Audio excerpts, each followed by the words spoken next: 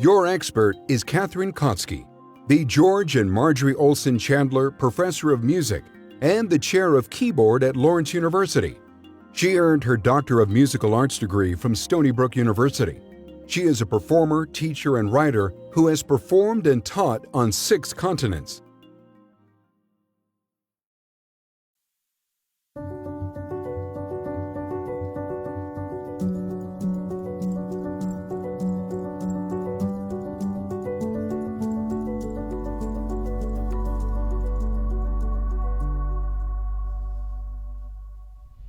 Welcome to the world of the piano. It is such a fabulous world to inhabit. Of all the musical instruments in the Western world, the piano can do far and away the most things. That's because most instruments, including the human voice, can only play or sing one line at a time, and they have a range of just a few octaves at best. But the piano is like an orchestra unto itself, and that's why our repertoire is so enormous and so splendid. When I was a little kid, we didn't have a piano. But one summer, when I was 5, we rented a house that had one, albeit in the basement. And the piano came with some old John Schaum book, I actually remember the name, that had the theme for Beethoven's Ninth Symphony. My mother remembered how to read the treble clef from her own badly failed lessons as a child, and she taught me. But she didn't remember the bass clef. So I just played the piece with 2 treble clefs, making do, and even that way, it seemed glorious. That symphony was a great place to begin, and it let me know right away that more than one thing, one musical line, can go on at once. The composer we're going to talk about today, Johann Sebastian Bach, was in fact the all-time champion of letting one person impersonate several. So let's get started. There's actually a lot of keyboard music written before Bach, not to mention concurrently with Bach. But despite the beauties of English virginal music, written in the late 1500s, just as Shakespeare was writing his great plays, and French clavecinist music, written in France when Louis XIV ruled at Versailles, and precisely at the same time Bach was writing in Germany, it's really Bach whose music defines the beginning of every pianist's repertoire. Which is kind of interesting, since he wasn't writing for the piano. Bach, who lived from 1685 to 1750, could have written for the piano because it was invented around 1700. But rumor has it he wasn't much enamored of those early instruments, and he preferred his old friends, the harpsichord, the clavichord, and the organ. To be clear, lest you think that he'd still hate us pianists, the modern piano has come a long way since Bach's day. Of the 3 older instruments, the organ has its own literature, and the clavichord produces such a tiny sound that it can barely be heard a few feet away. So it's the harpsichord that really interests us here. If you search online, you can find clips of the great harpsichordist Wanda Landowska. Try particularly to hear her playing one of the 2 fugues we'll be looking at later in this lecture, the fugue in C minor from Well-Tempered Clavier, Book 2. From that, you can get a pretty good idea of the grandeur of that instrument with its possible double manuals, double keyboards, and multiple stops. Those are the buttons and levers which change how many strings are plucked, both of which can provide contrasting sounds and, as in this case, can double notes to increase their power. What the harpsichord can't do, however, is crescendo or diminuendo. Notes are plucked rather than struck by a hammer, as on the piano, and no amount of force in hitting the key will result in more power, only in total demolition. So, do you try to make the piano sound like a harpsichord, foregoing pedal and most dynamic variation, since that's what Bach had in his ear? Or do you throw in the towel and make use of every ability the piano has, assuming that this music is not about the color of a particular instrument and will only benefit from added possibilities? Most of us come down somewhere in the middle. We use dynamics and pedal, but modestly, and we try to imitate the ping of a harpsichord attack. Our biggest challenge is achieving clarity, and given the large, unwieldy beast that the modern piano has become, that's not always so easy. The simple richness and resonance of the piano sound, particularly in the bass, can work against that, and over-pedaling is really the greatest risk. The reason it matters so much is that Bach's music is all about single lines that need to be heard independently rather than as a single composite entity. Here's what one doesn't want.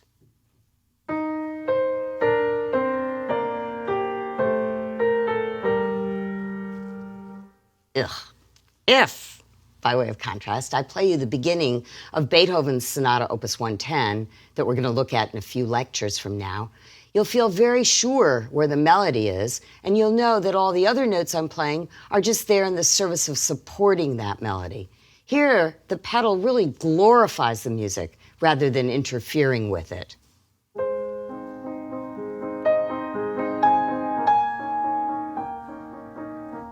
And if you saw my foot, you'd know that it's going up and down all the time. But if I play you this Bach invention, going back to Bach, you'll notice that each line is on its own, and we're meant to hear them as equals.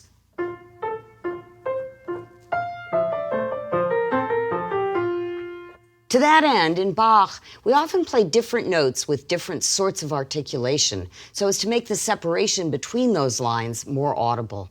And the go-to is that shorter note values are more connected, and longer note values, especially skipping ones, are more detached. So I start out with eighth notes that are skipping, and they're detached. But then I have 16th notes that aren't skipping, so they're smooth and legato. And meanwhile, the left hand comes in detached.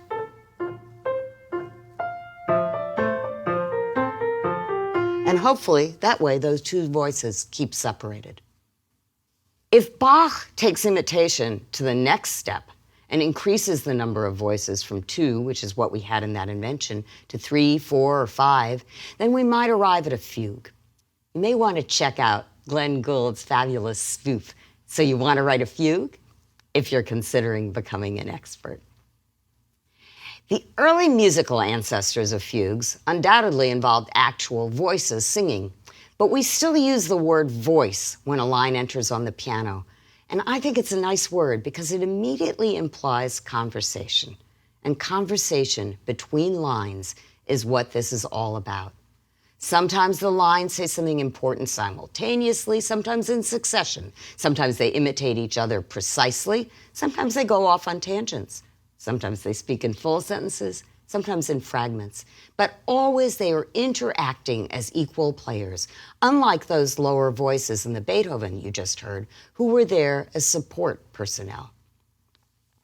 In a fugue, the first thing you'll hear is a short theme, which we call a subject. And it is indeed the subject, in fact, practically the sole concern of the fugue. And there are an infinite variety of things that can be done with that one tiny idea, which is never more than a few measures long. I want to look at 2 fugues in this lecture, each very different from the other. One has a stately, harmonically conservative subject and goes on to expose it to an astonishing array of fugal procedures. The other has a crazed, desperate subject and exposes it to very few procedures indeed. No doubt you've heard of Bach's Well-Tempered Clavier. I just mentioned it.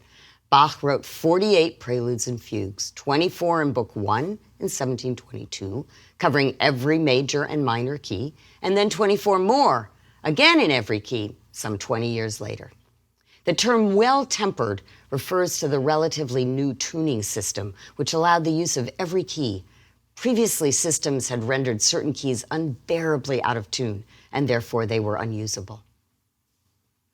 Bach must have had one of the most orderly minds ever known to mankind. And when he saw a system on the horizon awaiting encyclopedic exploration, he was on it. So it was with the 24 keys. And once wasn't enough. No doubt he would have done it again another 20 years later had he lived that long, and he would have been happier had there been 240 keys to catalog instead of only 24. Both the fugues I've chosen happen to come from Book 2, so they were written pretty late in Bach's life. Here's the subject, or the theme, of the C minor fugue, Book 2.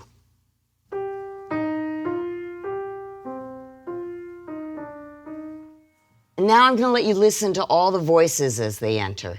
Fugues are classified according to how many voices they have, with most having 3 or 4, though there's one in the well-tempered clavier with only 2 and 2 that have 5. This one has 4, so listen to the 4 entrances and the small bridges that connect those entries. We start with the alto,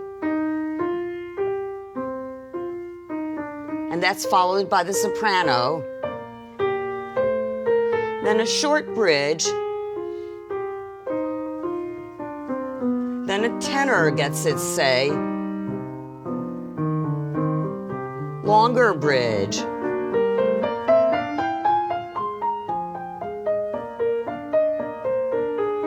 and then the bass.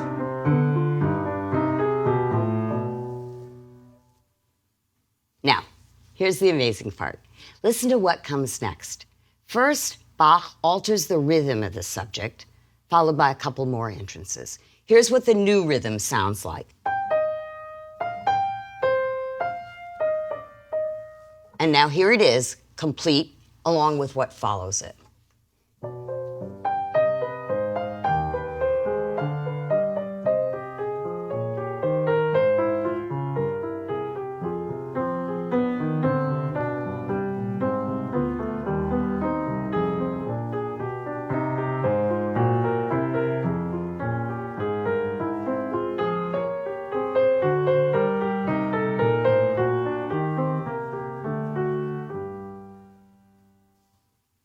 Wonder if you heard that modified version at the end that leads us into the cadence?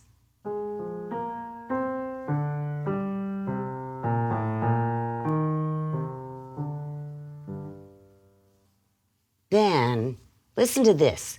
He presents the subject in augmentation. That is, with note values doubled. So the tenor is going to sound like this.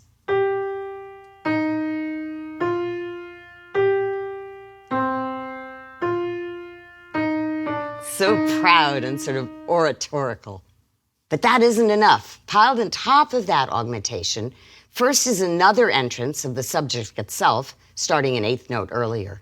We call that a stretto, voices entering one on top of another without waiting for one to finish before the next one interrupts. Here's how this one begins.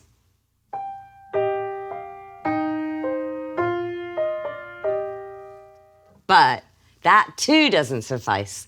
In the very next measure, when we're only halfway through the subject in its augmented form, another voice enters, this time playing the inversion of the subject. It sounds like this.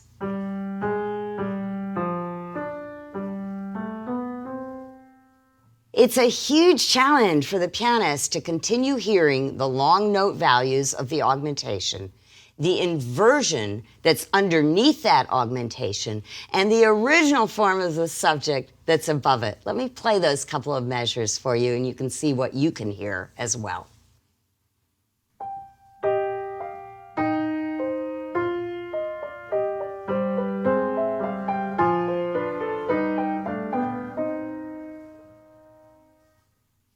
I'm going to play it for you once more, and this time I'm going to bring out that augmentation because I think it's the hardest one to hear.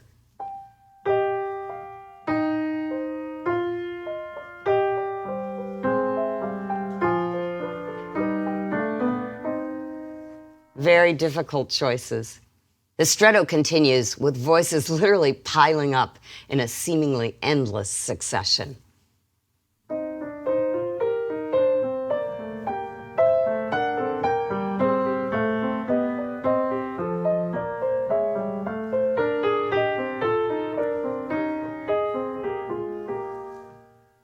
And that culminates in another augmentation, placed against an inversion and marking the first time in the whole fugue that you actually hear all 4 voices playing at the same time.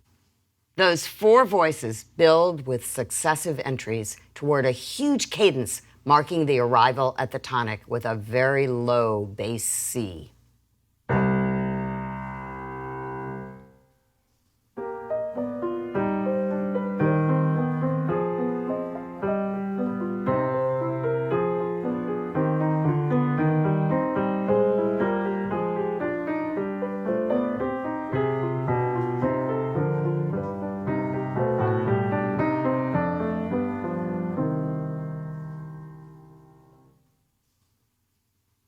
And after that, there's a coda, marked yet again by the increased tension of voices interrupting one another and piling on top of one another, and one final inversion. See if you can hear it.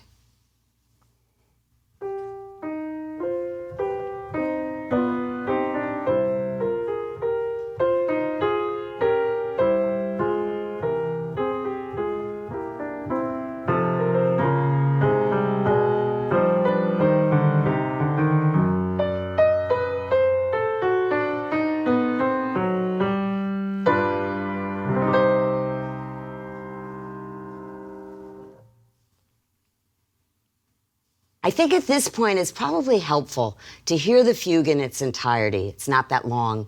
Listen for all those strettos, inversions, and augmentations, and you'll be in awe.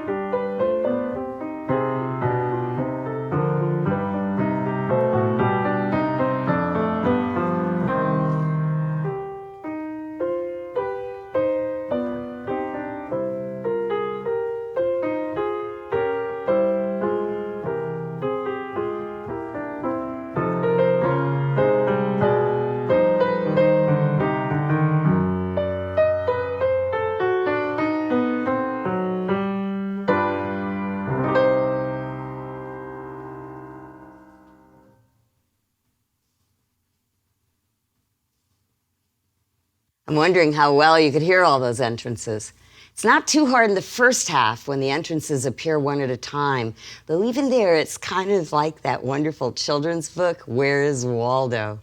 But after that, there's so much going on at once, and there's not one line that takes precedence over the others. Think about the performer, equipped with only 2 hands and 2 ears. It's a bit like being a ventriloquist, a single person speaking as many. Sorting it all out is part of a pianist's basic training, and that's why almost every audition in the world requires playing a fugue at some stage or other. We have all sorts of practice techniques to help us untangle the knots. We mark entrances with highlighter in neon colors. We play each voice alone. We play one voice and we sing another.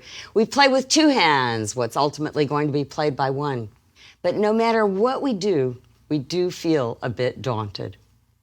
That said, our difficulties as listeners and performers pale in comparison to the challenges that Bach must have faced constructing an edifice like this. It's one thing to write a pretty tune as the subject. It's another to make it sound pretty when it's played against its own augmentation, its own inversion, and its own self starting at a different moment. Just for fun, I wrote my own little subject, and I tried combining it in augmentation. My subject sounded like this.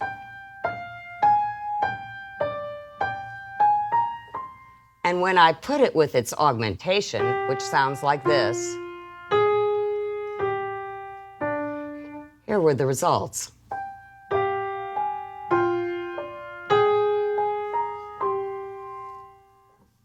Not entirely successful.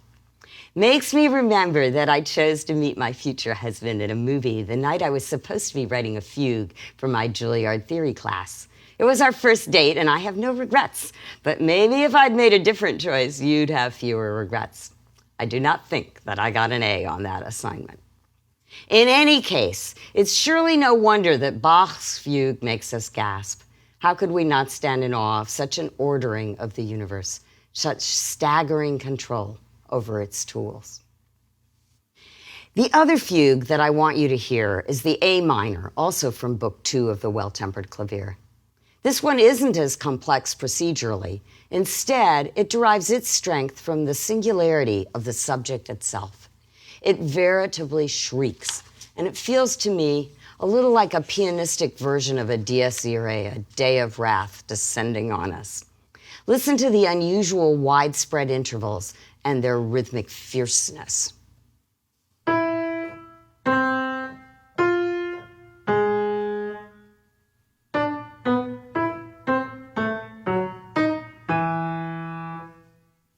There are a lot of different opinions about this fugue.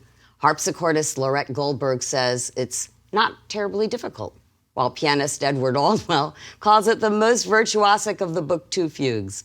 I tend to side with Aldwell. This is a hard fugue to play, perhaps more so on the piano than the harpsichord. In addition to its sheer angularity, I think the fugue also gets a lot of its power from the compactness of its material. And it requires high voltage energy at every moment, making use of a counter subject as well as a subject to make its fiery, single-minded case. A counter subject, simply defined, is just an idea which appears in a second voice each time the subject is stated. Some fugues have them and some fugues don't. The previous fugue we looked at didn't, since so much of it was concerned with the subject sounding against itself in various stratos. This one does, and the counter subject serves as an important commentary on the subject. It spits out rapid-fire scales and trills with unceasing force. It sounds like this.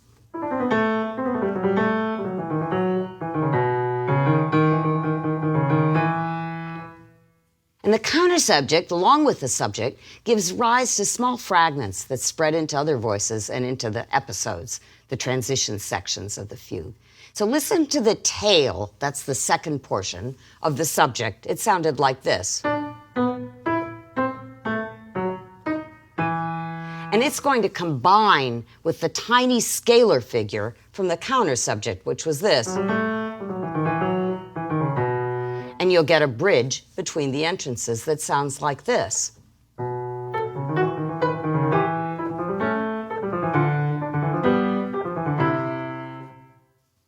There isn't a single moment in this fugue when those elements aren't present. Those jagged, dissonant leaps, the rapid runs, the jolting trills, all so relentless in their fierceness.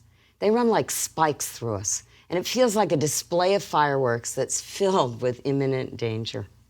I thought it might be interesting, in fact, for you to hear a recording of me playing this one in a large resonant chapel space, much like Thomaskirche in Leipzig, where much of Bach's organ music was originally performed.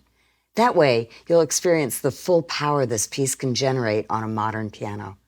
I think in the end, Bach wouldn't have minded.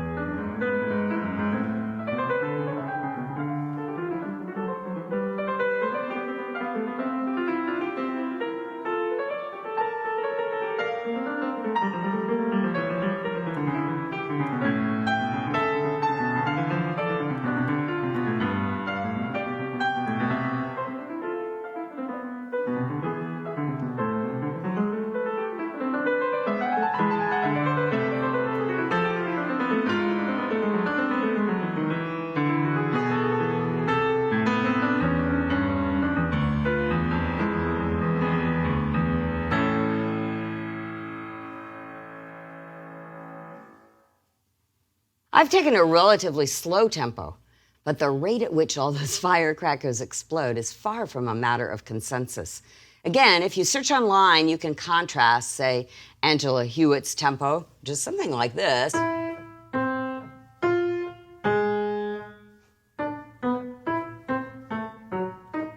with that of Walter Gieseking, who's far more moderate, or Wanda Landowska, whose version is quite a lot slower.